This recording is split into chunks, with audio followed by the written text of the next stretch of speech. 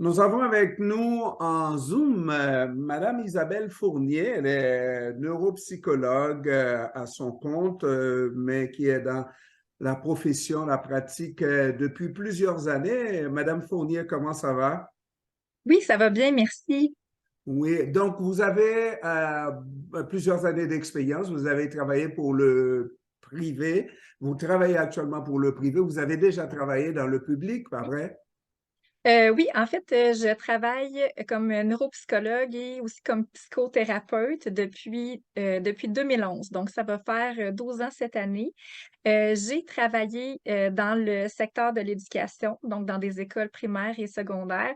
J'ai travaillé aussi dans le secteur de la santé en réadaptation physique avec les enfants. Et j'ai aussi travaillé dans le secteur privé à un moment donné, surtout comme neuropsychologue dans des mandats d'évaluation diagnostic. Et actuellement, je travaille au privé, mais j'ai fermé ma pratique d'évaluation diagnostique pour me diriger directement, diriger mon expertise vers l'aide que je peux offrir aux gens, diagnostic ou pas. Vous êtes donc celle qui lève la main parce qu'on a besoin de neuropsychologues. Il en manque, il en manque. Mais cet après-midi, on est là pour parler de cette problématique qui concerne surtout ces jeunes qui sont nés autour du mois de juin, avril, mai, juin, donc qui sont les plus jeunes dans la classe jusqu'au mois de septembre, je crois, plus jeunes dans la classe. Oui, en fait, la dernière étude montre qu'il y a plus de surdiagnostics, en fait, chez les enfants nés entre juillet à août-septembre, donc dans les 3 derniers mois là, avant l'entrée à la maternelle. Ben, en fait, les derniers, finalement, qui vont avoir leurs 5 ans. Mais il y avait déjà eu des études dans le passé qui montraient qu'à partir de mai, il y avait quand même déjà plus de risques de surdiagnostic.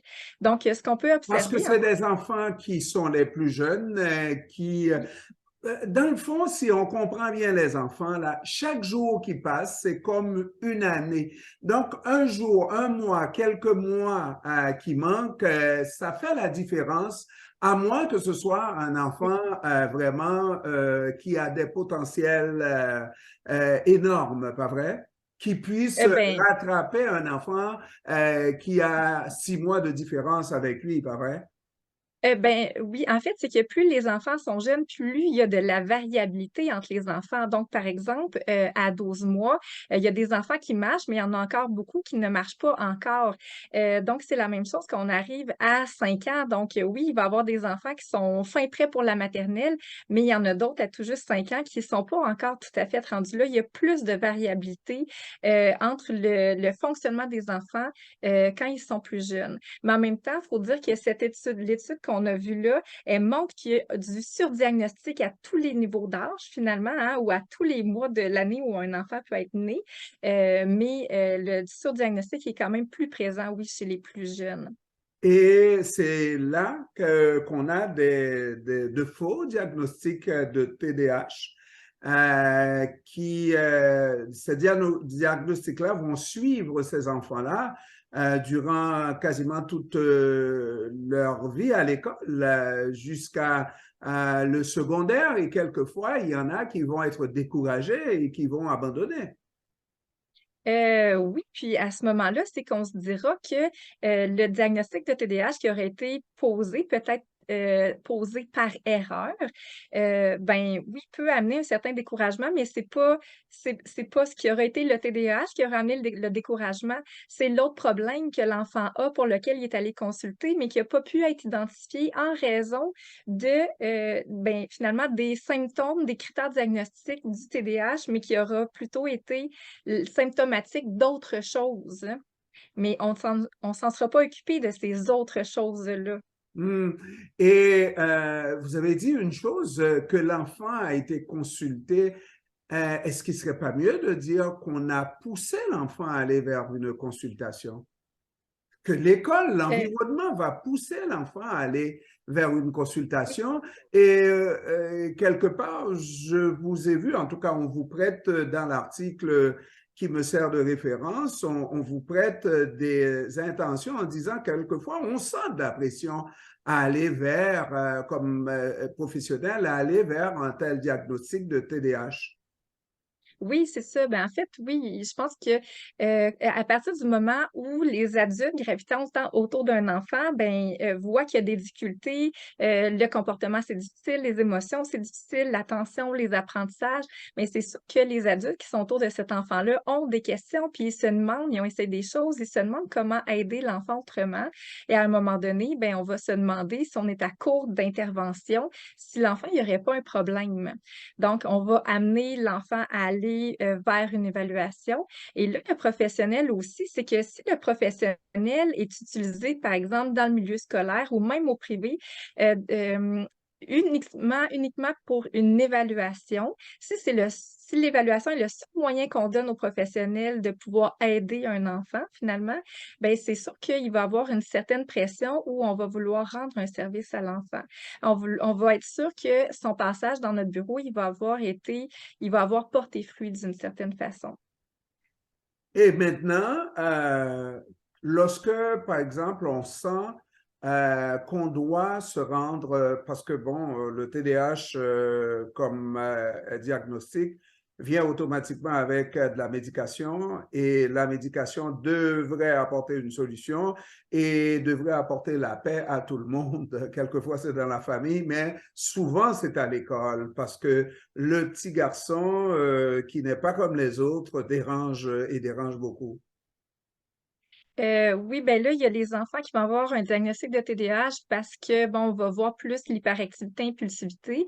Il y a d'autres enfants où on va plus le percevoir de par l'inattention, mais c'est sûr que c'est plus l'enfant qui va être hyperactif, impulsif, qui va paraître le plus finalement, puis que la pression de la médication va probablement être plus grande. Étant donné que la médication a été quand même jugée comme étant parmi les traitements de choix pour le TDAH, ben, à partir du moment où un enfant arrive avec le diagnostic, qu'il soit véridique ou pas véridique finalement, ou qu'il soit d'origine génétique ou bien plus dû à l'environnement finalement, ben là, il peut avoir une certaine pression par rapport à la médication parce que aussi, à certains moments, on peut observer qu'il y a il peut avoir un frein par rapport à certains services, certains autres services autour de l'enfant si la médication n'est pas prise alors qu'il a un diagnostic de TDAH. Mais qu'est-ce qui arrive? Comment la professionnelle en vous se comporte lorsqu'elle est convaincue qu'il n'y a pas un cas de TDAH et elle est l'objet de pression de la part de l'environnement à Mhm. y voir là un cas de TDAH et surtout à prescrire pour garder la paix et donner la paix à tout le monde. Comment elle se comporte, la professionnelle en vous? Oui. Bien, en fait, nous, comme neuropsychologue, on prescrit pas la médication. Je suis persuadée qu'il n'y a aucun neuropsychologue qui juge qu'un enfant n'a pas de TDAH, qui va poser le diagnostic psychologique. J'en suis certaine qu'il n'y a personne qui va faire ça, de poser un diagnostic psychologique alors qu'il est persuadé qu'il n'y a pas de TDAH. Par contre, il y a quand même une grande pression, puis ça reste que les critères diagnostiques pour le TDAH, ben, on parle de symptômes, on parle d'observation du comportement qui vont nous être rapportés par les gens, les adultes qui gravitent autour de l'enfant. Donc, c'est sûr que, par exemple, un psychologue scolaire, un neuropsychologue scolaire qui va être vraiment dans le milieu de vie de l'enfant, qui va pouvoir observer l'enfant au quotidien, ça peut être plus facile pour lui d'être à même de constater le comportement au quotidien, alors que quand on n'est pas directement dans le milieu de vie de l'enfant, on est vraiment dépendant de de ce qui va nous être rapporté des adultes, donc des parents, du milieu scolaire et tout. Euh, Mais il donc, reste, je m'excuse, Mme Fournier, il reste qu'il y a, cette étude nous révèle effectivement qu'il y a de oui, faux diagnostics. oui. Est-ce que c'est parce que les neuropsychologues se fient trop à ce qu'ils entendent sans l'avoir vérifié, ou est-ce que ceux qui vivent, gravitent autour des enfants concernés ont tendance à alléger le fardeau des enseignants et à prescrire pour laisser la paix à tout le monde, parce qu'il y a Oui. définitivement un problème s'il y a de faux diagnostics. Oui, effectivement, il y a un problème. Donc, il y a les neuropsychologues, les psychologues peuvent poser des diagnostics psychologiques de TDAH.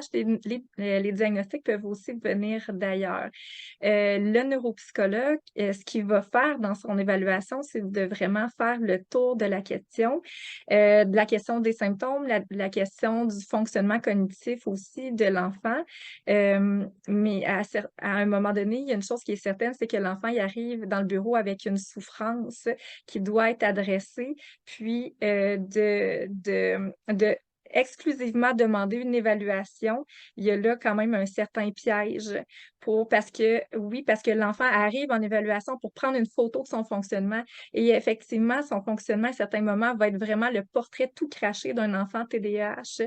Mais si on arrivait avec une autre façon d'intervenir, par exemple, en réponse à l'intervention, un concept qui est quand même utilisé de plus en plus pour certains, bon, par exemple, pour les difficultés d'apprentissage, ben, c'est qu'à place de venir prendre une photo du portrait actuel, on va plutôt venir apporter du soutien, de l'aide immédiate finalement, puis avec la façon dont l'enfant va répondre aux interventions, avec l'évolution qui va s'en suivre, il va pouvoir avoir une observation qui va se faire finalement de semaine en semaine. Et donc, on n'a pas toujours besoin d'évaluer en long et en large un enfant pour savoir comment l'aider. Avec un œil professionnel, on peut l'aider vraiment beaucoup plus rapidement finalement, puis venir apporter des changements. Puis si au bout de ces aides-là, ces interventions-là, ben, l'enfant a encore des symptômes de TDAH, ben, peut-être qu'on pourra aller vers l'évaluation diagnostique. Mais s'il n'y en a plus, il n'y en a plus. Mme Fournier, quelquefois, peut-être qu'il vaut mieux ne pas savoir, être euh, pédopsychiatre ou neuropsychiatre ou neuropsychologue Oui, moi, à c'est une neuropsychologue. à l'extérieur de l'école, ne sachant pas les capacités de l'école à fournir certains Mhm. services.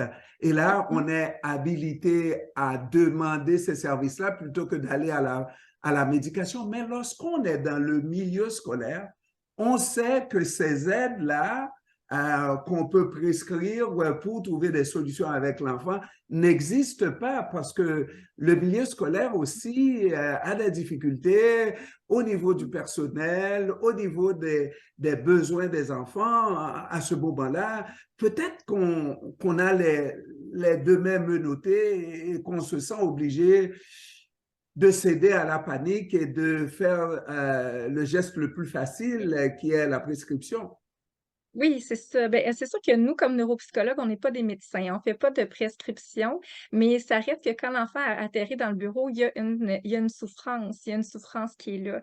Mais si, par exemple, dans le milieu scolaire, on est sollicité que pour faire des évaluations, eh bien, ben moi, ce que j'ai déjà observé, c'est que, par exemple, je peux avoir mis un 15 heures, 20 heures pour une évaluation d'un enfant, et s'il s'en dégage que l'enfant n'a pas de TDAH, par exemple, bien, le rapport d'évaluation peut être remisé dans un classeur sans tellement de considération. Alors là, j'aurais mis 20 heures de mon expertise de psychologue et neuropsychologue dans un classeur, alors que ce 20 heures-là, si je l'avais investi à aider cet enfant-là, puis qui aurait probablement aidé d'autres enfants aussi par le fait même, bien, on aurait amené une différence. Puis ça reste que cet enfant-là qui n'a pas de TDAH, ben, il y avait un besoin. C'est pour ça qu'il est arrivé dans mon bureau. Alors, il y aurait une façon aussi de réinvestir les services. Donc, si on nous donne comme professionnels d'autres moyens que l'évaluation diagnostique pour aider les enfants, bien, probablement qu'on va pouvoir faire une plus grande différence. Mais définitivement, il y a quelque chose qui doit changer dans la pratique d'une certaine manière parce que ça fait au moins une vingtaine d'années qu'on parle au moins de surprescription pour des enfants, n'est-ce pas? Et puis, mais ça a continué de plus belle. Et aujourd'hui qu'il y a une prise de conscience, maintenant, reste à changer la pratique, pas vrai? Ben, il y a peut-être quelque chose dans la pratique à voir qu'est-ce qui se cache en dessous des symptômes, en dessous oui, des symptômes, en dessous du comportement, mais il y a aussi quelque chose à changer dans la façon dont notre système va vouloir utiliser nos psychologues et nos neuropsychologues. Isabelle Fournier, neuropsychologue, je vous remercie d'avoir pris du temps de nous parler. J'espère qu'on se reparle une autre fois. Oui, ça me fera plaisir. Je vous remercie. Bonne journée. Bonne journée. Au revoir. Au revoir.